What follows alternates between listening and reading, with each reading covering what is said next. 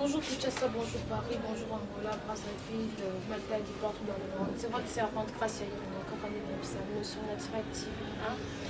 Restez branchés massivement. Aujourd'hui, je suis avec mon invité. Il y a un musicien, Yanzan. Balbani profane. Profane. Et puis, tous. Il est berger, en plus, c'est un musicien. Il était où? Aza, Wapi, il fait quoi? Beat nae na musique azolukani soit en salle à nuit. C'est un peu ça. Je suis avec mon invité. Je vais vous présenter mon invité. Bonjour. Bonjour maman Grâce. Ouais, ça va par la grâce de Dieu. On un anniversaire. Ok. Pourquoi ça va tout court? Ouais, moi je suis le berger Arnold Manapo. Je suis le berger Arnold Manapo. C'est un berger Arnold. Papa Arnold. On peut l'appeler comme ça. Je suis avec lui un peu, je vais un peu parler de lui. Il vient d'où? S'il est l'autre parce qu'il dit ça, trop de macam, trop de musiciens, trop de marambi. Papa, vous avez qui wapi, les deux musiciens. En plus, aux musiciens, peut-être qu'il y a pas mal de musiciens, vous avez soupé berger. Aussi, il y a deux choses à la fois. Parce qu'il y a un peu de l'orchestre, il y a un peu de JB, il y a un peu de Wera, au bon thème, le commun berger, après, on commence la musique à Vraiment, je venais dire pour ta question. Et ça, que ici, quand tu bandis dans Evanzambe, je n'ai jamais su que c'est un peu difficile. Parce que le Seigneur m'a appelé dès l'enfance. J'ai commencé à servir le Seigneur à l'âge de 10 ans. Avant que je à l'église de la Trinité, chez le pasteur Barthélemy Massoir, que j'ai salué en passant. C'est un père qui m'a encadré. J'ai commencé à l'école à l'âge de 10 ans.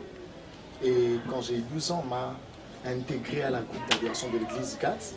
En sigle, j'ai commencé à chanter là-bas. J'ai commencé ma carrière musicale à l'église La Trinité. Et j'ai passé dans beaucoup de groupes, beaucoup de présidents que je travaille avec eux. Et maintenant, nous sommes là, nous sommes par la grâce de Dieu. Ok, apparemment, depuis 10 ans, je ne sais pas ce que comme titre, il y a des parcours, les cas difficiles. Parce que c'est facilité, je ne sais pas si le producteur déjà Zali, pour produire, il y a une production. La production comme un peu passe, il y a des temps difficiles. Au moins, les knebetap comme soutien niveau ça arrive aussi parce que nous avons un groupe, c'est ça, non? Groupe Zali. Donc, nous avons un groupe, non, on a un groupe, ça dépend de l'argent. Il faut foutre la musicienne. Taxi, il faut que le studio et tout et tout. Nous sommes en bâton difficile les canaux, malgré tout nous avons basané parce que nous avons basané. Vous savez, maman Grâce, ce que vous allez faire, un zam parce qu'on a connu des moments très difficiles, parce que ça arrive des fois. Au Képé Mankoula, la répétition, parce que je ne travaille pas près de la maison, c'est un peu loin de la maison. Tu fais les pieds, il te faut louer les instruments. Tu sais, c'est vraiment difficile. Et faire un album, maman, surtout, le plus pur encore. Mais tellement c'est le Seigneur qui nous a appelés à cette œuvre, c'est pourquoi on continue, on toujours déméré qu'à commencer à œuvre, parce que le Seigneur a voulu et le Seigneur a accepté que tout ça est là. Mais il y a des moments difficiles qu'on passe, mais je sais que le Seigneur ne finira pas. Il y a aussi Mamouté pour nous soutenir, pourquoi pas? Parce qu'il est le maître de temps des circonstances. Ok, papa, je peux te donner 2 minutes là, quand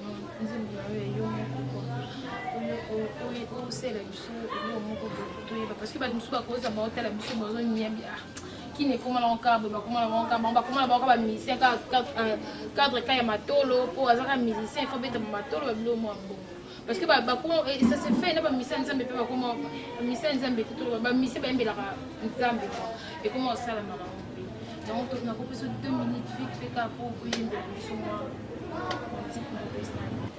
osalaka lolenge nini potia kimia na motema nanga mwana na yo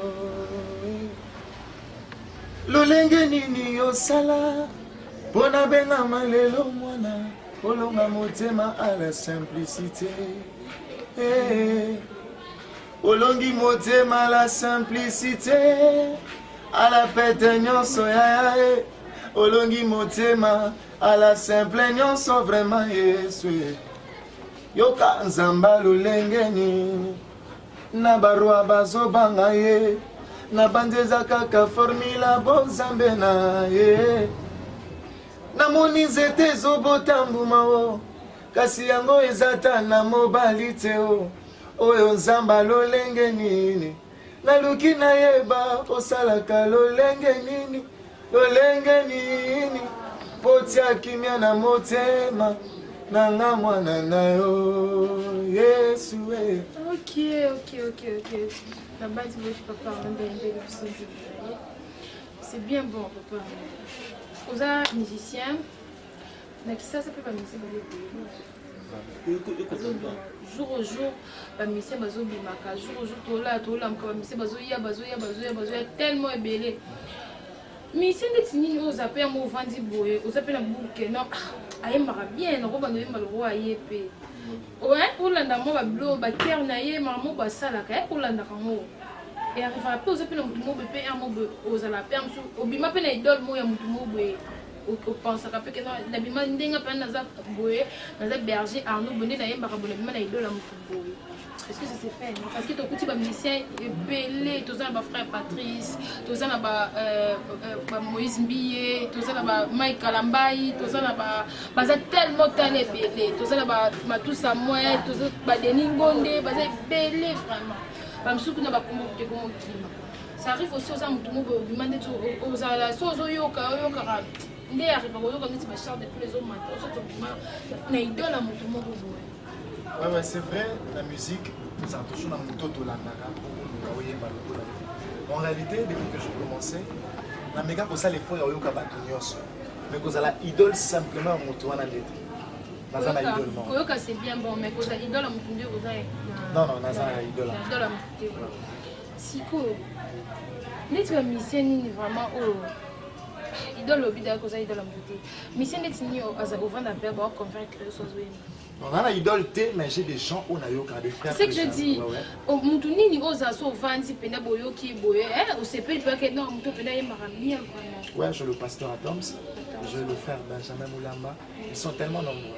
Mais je suis que ces deux là parce que ça les deux personnes peut-être dans la rallye. Apparemment c'est comme si au quoi nos bergers ont pris qu'à border. Maman grâce, vous savez. Et ça, par rapport à Oyonga Nazoye Banina. C'est ce que je dis. Au poni par rapport à yo aux hommes au sein d'ensemble, le corps on peut passer l'ensemble batambo la robanga ensemble comme il faut.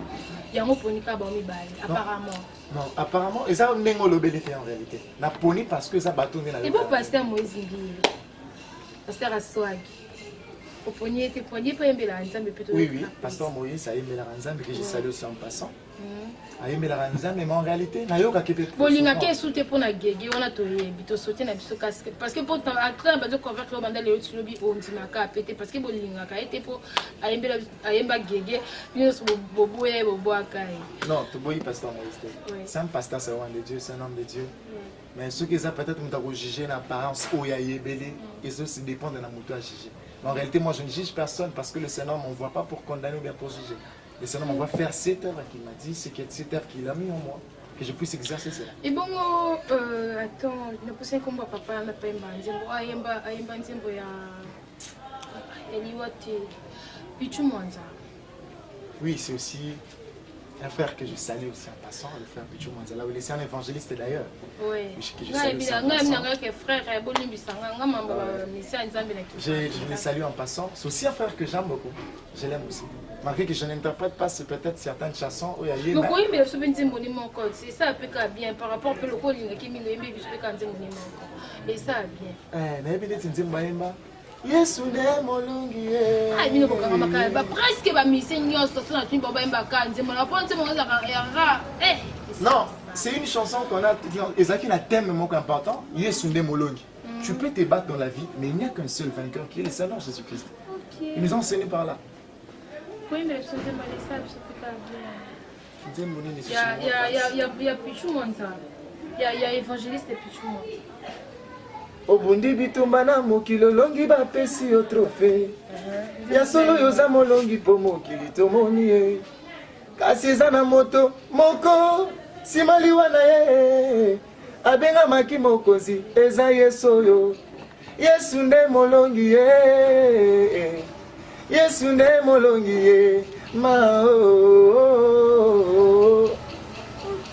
c'était comment parce que ça se fait parce que na tout niveau parce que la mission je suis à la aïe puis la plateau bon tout niveau non il me besoin de moi peu na il na ba benze ba na ba te ngai ba benze ba moi ils peuvent dire ça, ils sont des hypocrites. Ça, si je te dis là c'est sérieux au moins tout niveau c'est que non benze ba bo te ngai na travailler benze ba nga moko benze ba vraiment est intéressant à te c'est un peu ça on a vu que non on peut yembe la biso ko yembe biso da yembe yo moko ko yembe ya évangéliste et puis tout le monde c'est bien bon.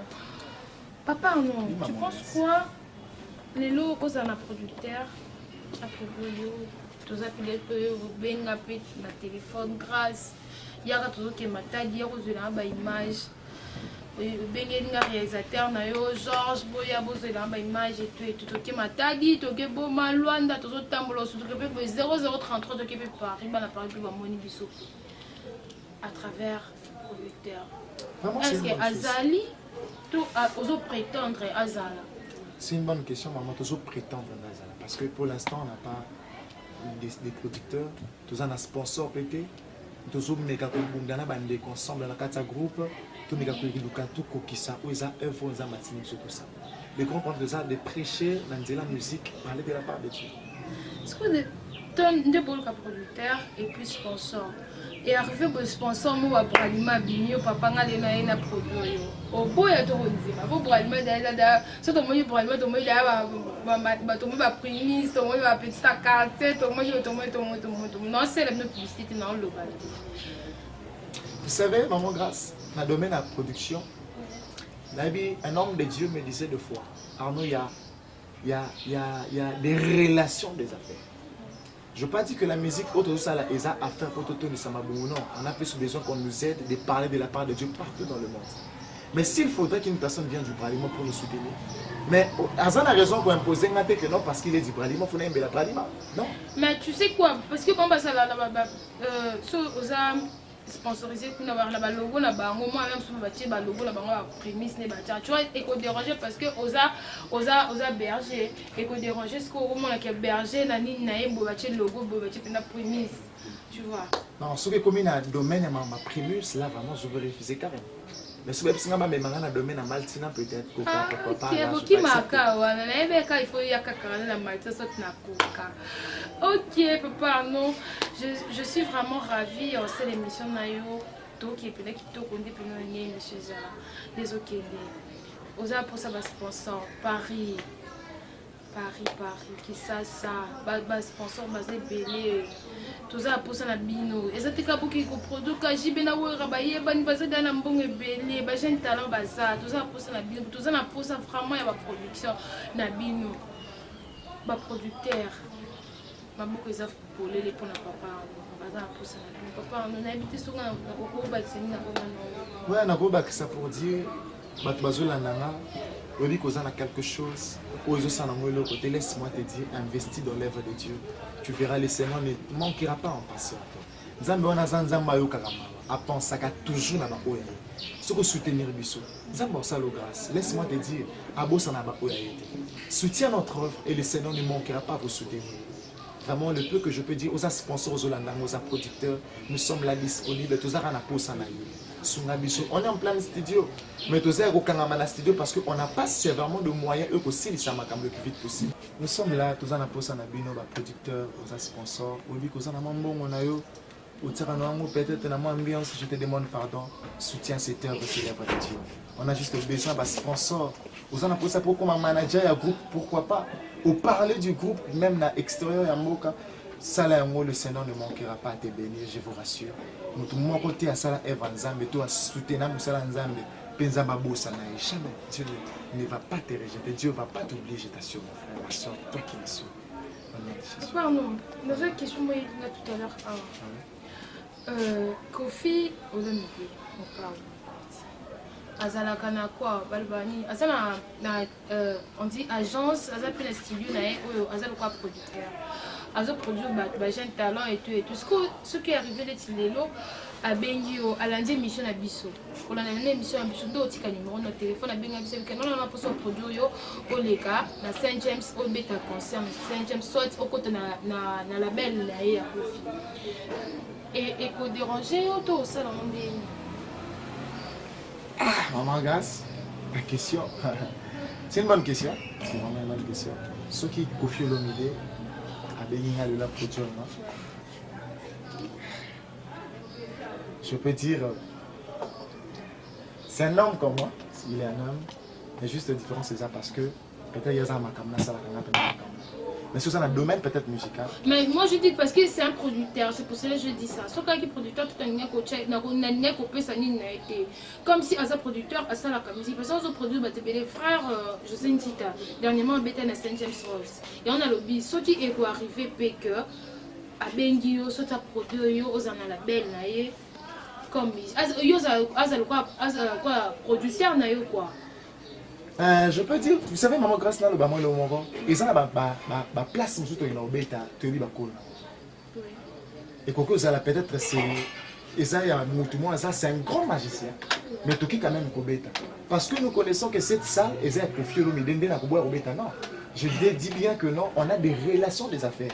Dans le domaine de relations d'affaires, je donne un exemple. Tu peux avoir un milieu dont toi tu travailles, tu es une compagnie. Dans ta compagnie, on a ceux qui besoin de travailler, nous sommes pas tout le monde. Mais surtout comme on a 2 heures, chacun part à sa place. Nous avons mais dans le domaine d'affaires, nous sommes tous ensemble dans une même table. Vous savez comprendre, maman, ça veut dire, si Kofi Olomide peut se dire, dans les limites qu'il y a pour se présenter directement par vers un âge, je ne sais pas. Non, parce qu'il ne va pas se présenter directement. Le quoi, il y a pour ça ma production, il a pour ça ma producteur et tout. Je sais que moi, j'ai donné un exemple, je ne sais pas, typique, bon, que non, un sou Kofi, que non, comme le quoi producteur, je sais que je. Mais si Dieu me dit d'aller jouer, je le fais. Mais si Dieu me dit non, je ne pars pas. Mais si Dieu me dit tu peux partir, je partirai. C'est plus la réponse là, vraiment. On est là, on continue, mais tout ça, la personne a une bonne approche. Je reste membre, tout ça, la personne a livre, tout ça, pour ça, production, chico qui a tout ça, pour ça. Ils aura déjà producteur. On est comme un ministère, qui dit. Je ne sais pas. Tant bon, il y a ça bien, ça bazoyoka, azoyoka, ça bien. Mon peut toquer côté toquer peut me penser tous un peu tous en wana mama nzambe pe bodu l'extrême beauté nous on a rabata nzambe le roi no basanga mais basanga te ba sa musalisa musala nde we rayemba kaisa kande papa na yemba nde fala yemba isa pe kande papa na zo yemba bo aza ona za posa na bino aza posa bo fungolele maboko ba voyage et tout boyamba yelo kwa ndi kuna bino tu vois boyamba bo zoye vraiment aza a pesa numéro na ye a pesa bino so eza adresse na ye pour na zoye aza posa na bino. Papa, non. Pourquoi ça numéro nayo? Oui, avant on appelle ça numéro, on a juste là le belo moncho très capital. Vous savez, et le tout ça n'a pas César. Bah tu vas croire que non quand on fait la musique chrétienne, c'est que tout ça bah tout est nous les tout ça n'a pas ça quelque chose. Mais en réalité, c'est pas ça. Mais autre que ça d'abord que non, on doit savoir une chose. Même si on peut soutenir des musiciens profanes, on doit savoir une chose que l'homme n'est pas le maître de son souffle. On n'a qu'un seul Dieu. Bah même bango va ça la nyonso va ça la peut-être je ne sais pas parce que entre parenthèses il y a dans le monde de ténèbres peut-être mais ils se disent quand même qu'on a un Dieu. Ils sont quand même conscients qu'on a un seul Dieu. Donc on est là pour faire l'œuvre de Dieu. On fait l'œuvre du Dieu. C'est vraiment important. Donc tout ça la montée parce que tout ça va on est là non. On le fait parce qu'on a besoin tout ça là où ils doivent accomplir des désir et ensemble à chaque fois. Pour avoir le berger Arnold que je suis le berger Arnold de Malamputu. Contact Nangezali, mon numéro est le plus 243 82 118 62 61. La bandeli plus 243 82 118 62 61. Ou le mot on a peut-être on a Facebook, et ça juste tape juste Arnold de mon amputu et au commun en grand caractère je suis. Ok papa, on a quoi de la son numéro pour vraiment parce que l'émission n'a besoin de ça. Notre chaîne c'est sur Natural TV, hein? Et ça chaîne moi YouTube. En plus, chaîne Nabiso et ça presque pas musicien, c'est ce que je peux dire.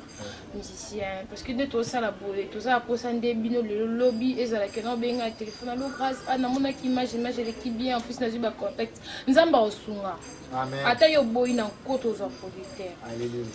Nzamba osunga, il faut bander parce que besoin numéro vraiment et que aider biso pe ko DP parce que nous soit ko benga lo grâce émission la mina za pour ça numéro papa Arnaud même sous na ba prière ezateka pour la musique na ba prière pe rose ça pour sa prière papa Arnaud c'est la prière ezaka musique c'est un berger papa Arnaud plus absolument na bandeli plus 243 82 118 62 61. Ok, papa, non. Je suis juste presque normalement déjà à la fin de l'émission. J'étais avec le berger Arnaud, la bandi Boyo, Angola, sénateur Paolo, Yoka héritier, la Fali, et Yobon la Bango. Papa, nous payons pour ça la bino. Angola, Luanda, Paris, États-Unis, Belgique, partout dans le monde. Tout ça pour la production de la bino. Jisenzo mo babi penda mo konti na kati ya aéroport na ozela micro na ngai azozela penda ma encore azota poto azozela penda ma beaucoup fou. Papa on a 2-3 salutations et ça va bien. Ouais, je dis salutations à mon père spirituel, le prophète Edifi Kakoma, là où il est que les serments nous bénissent. Je salue papa Emmanuel Atibou, le pasteur Emmanuel Atibou. Je salue Israël Longo, notre directeur artistique du groupe. Je salue tout mon groupe. Je salue ma maman, Belinda Boulamala. Je salue mon fils que j'aime bien, Steve Kifwani. Je salue Priska Matondo, ainsi que tout le monde qui me connaît, sans oublier Elie Moutoumou. Je vous salue, je vous aime tellement, mon église. Ainsi dit, que le Seigneur vous bénisse. Abonnez-vous. Ok, je suis presque à la fin de mon émission. Abonnez-vous massivement. Abonnez-vous massivement. Nzambe azosala na yebisa bino mokolo nzambe azosala malgré tout bazobundisa biso bazokanga bazosala nyonso mais nzambe azosala image kitoko réalisation kitoko nyonso ezokende bien bavie kitoko eza teke so mpe ndenge tofingaka te tolobelaka polémique te mais tozoloba oyo ezosalama mosala nde ezosalama bongo yango esengi fo tolobelaka ngo. Je salue ma famille, mon père spirituel. Je te salue, Elie Lunga, ma maman chérie de Pépé, la Shona, Sharon, ma fille, Déborah Ilunga, Béni Lunga, et Dieu merci, Ilunga et Fogo, mon petit frère que j'aime bien. 0033, Babi Penda Code à Paris, Babi Sopani moi à Paris, moi Benga, c'est les aïeux. Je reste membre livre, Babi, Togo Moro, Naïbité, Yo Pendo Tigiba, Nakino, Kina Poto, c'est tellement de que ces autres qui je vous aime bien.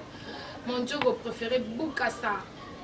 Babi yo penda osimbi mana na maboko. Toi vraiment tu es mon préféré. Il m'a appelé ça maboko Boukassa. Jogo na ngapena de l'enfant. Babi baboka nzambe baké tout c'est fou. Taka na boka muto za liboma.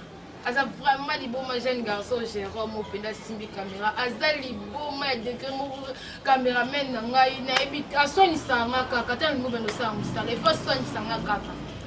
Je t'aime bien Georges. Bisous belé. Malgré tout le lot à Kimi Bisso. Je suis Kimi Bisso qui est au wapi mais je te dis des gros bisous. Je vous aime bien. Abonnez-vous massivement sur Sonia Direct TV.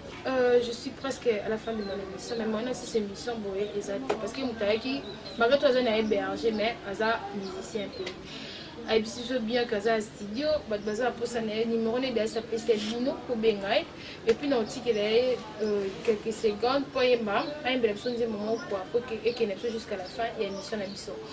Je vous laisse pour dans le bassin le terrain pour tirer déjà émission là parce que dans cabine on n'a pas un pour envoyer bel bino c'est bon et ça la bien. Elie Lunga, sois sage mon frère. Jérôme, Zamukolo makasi Zamukolo micha place na oza Zamukolo na mboko koza na bana Zamukolo. Marcus Ngandu, je t'aime bien. La pese on m'a veto zete me na boki libanga. Non, rachabu. Libanga na ezanga rate ma vakala la midi boss. Papa on koyemba. OK. Nakoki te kobomba nakoki te kofanda kinya bolamu nzambe lekelinga mosantu nakoki te nazanga maloba wakanisakanga ata nakanisi ete nzambe nanga o aza na talo yaya mpona bolamu oyo osali ye na Paris toza na raison koyemba bolamu oyo tomoni ye Yahweh, Yahweh, olongi motema nanga, olongi yo motema Yahweh, sala ndengo lingi Yahweh, sala ndengo lingi Yahweh, tosengi na yo kuna na Paris na Bruxelles États-Unis, sala ndengo lingi